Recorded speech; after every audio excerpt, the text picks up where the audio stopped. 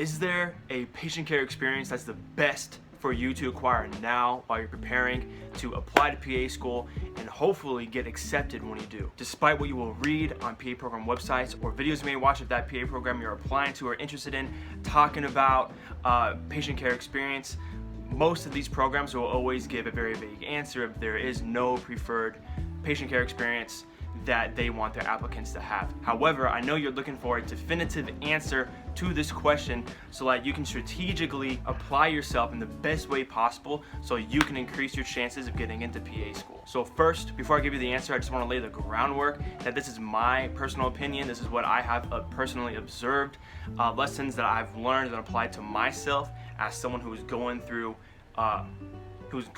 college and about to apply to PA school, and I wanted to be the best I could be in the circumstance that I was in. So a reason why a lot of PA programs will say that there is no special or preferred patient care experience opportunity is because so many people from so many different walks of life apply to PA school. You have doctors who are applying to be PAs, you have nurses who are applying to be PAs, you have physical therapists who are applying to be PAs, you have college students who are applying to be PAs, scribes, EMTs, everything is applying to be a PA. So they can't really say there's a preferred patient care experience when there's so many different people applying to be a PA and they have such a vast amount of experiences.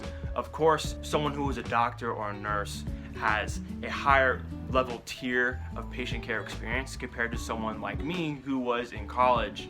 I was not a nurse, I was not a doctor, I was not a physical therapist, I wasn't any of these other things, transitioning one career path to another. So I know most of you are in college and applying to PA school very soon, or you've graduated, or you're about to graduate, or graduated like a year or two ago, you're doing your gap years, you're somewhere around there. That's the main chunk of PA applicants. So this is the answer for you guys, how you can get the best patient care experience possible to increase your chances of getting into PA school. So my answer to this question is in two parts. There's two positions which are the best for you to get now to rack up that patient care experience to get accepted. So firstly, I'm gonna go over the easiest one to get, and the most common one is simply a scribe. So back when I was in college, university, just like a couple years ago, I was told that, being a scribe is good. And, this is what I read around as well and watched on YouTube and heard like other program directors and stuff say.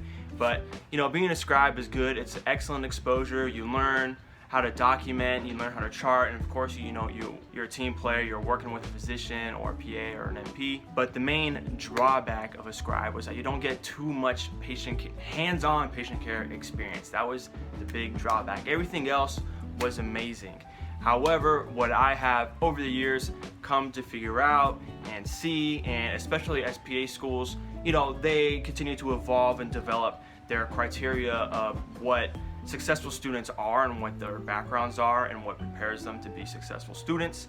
A lot of them have shifted gears in saying that scribes becoming more and more acceptable and even more and more competitive amongst the other tiers of patient care experience, such as EMT, medical assistant, physical therapy aide, etc. So personally, in my cohort in PA school, the overwhelming vast majority of students there's 60 of us, were scribes and only scribes. And then second to that, and this goes into the second part of my answer, the second largest chunk of students got the majority of their patient care experience being a medical assistant, an MA. So I was an EMT, that's how I racked up my patient care experience. But if I could do it all over again, I would be a medical assistant. And even when people reach out to me personally through my Instagram, or even in the comment section of my YouTube videos, I always recommend MA, and here's why. First, there's more MA positions available compared to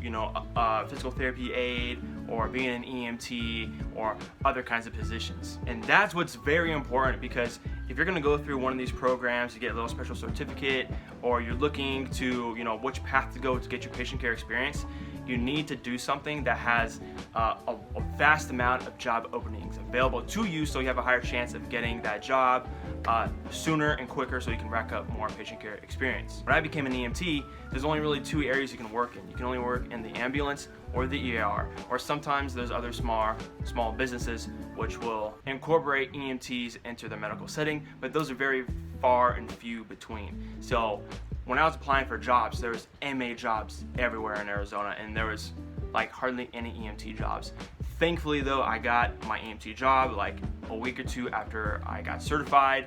However, this leads me to the second point of why to be an MA. They have a vast like practice, like things that they are able to do. You know, they're kind of like an in-between between a scribe and an EMT. You know, they can do charting, they can get hands-on with patients, they can do administrative work. There's so many other things that MAs can do. It really kind of diversifies your patient care experience being an MA. So I highly recommend you be an MA over a scribe. But if you're just starting out, you know, be a scribe. There's so many scribe positions. You don't really need any experience or special certification to be a scribe. And then from there, if you want to upgrade, definitely be an MA. If you want to make more money, be an MA. You do have to go to schooling for, you know, you could do an accelerated program for like a month for roughly $1,000. If you have that money, if you have that time, do it for sure. Highly recommend MA over scribe, but it's not really necessary. But if you just want to be the best you can be, especially if you know your application has some huge weak points, such as like GPA, or you know, I don't know what's on your application, but you know what you have to make up for. So if you're someone who's like a well-rounded candidate, I think being a scribe is good enough. But if you want to go above and beyond, because I know that most of us are overachievers, go be an MA. Be a scribe, get that experience, rack up that money, and then do the MA courses on the weekend, and then boom, certified as an MA, and then you can get that job or transition, have both, whatever it may be. So to summarize, most PA programs will say that there's no like preferred or gold standard of patient care experience, because there's so many people who are applying, doctors, nurses, physical therapists, people transitioning from different careers, and people like me and most probably like you who are college students who aren't transitioning careers. Like they want to be a PA and they want to go straight to PA school.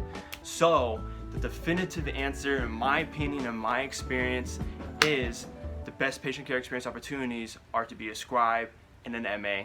Of course, MA first, then scribe. So get to work getting one of those two positions to rack up your patient care experience. And I will see you next Sunday at 11 a.m. Eastern time for my first vlog to come out, just documenting everything in PA school. And I'll see you after that on next Wednesday at 11 a.m. Pacific time, giving you more tips and tricks and just helping you overall to get into PA school. So check the description below for all channel updates, and if you need help with interview prep, I got my interview crash course guide down there as well. Any questions or help that you need one-on-one help with, just comment below that and I'll help you out.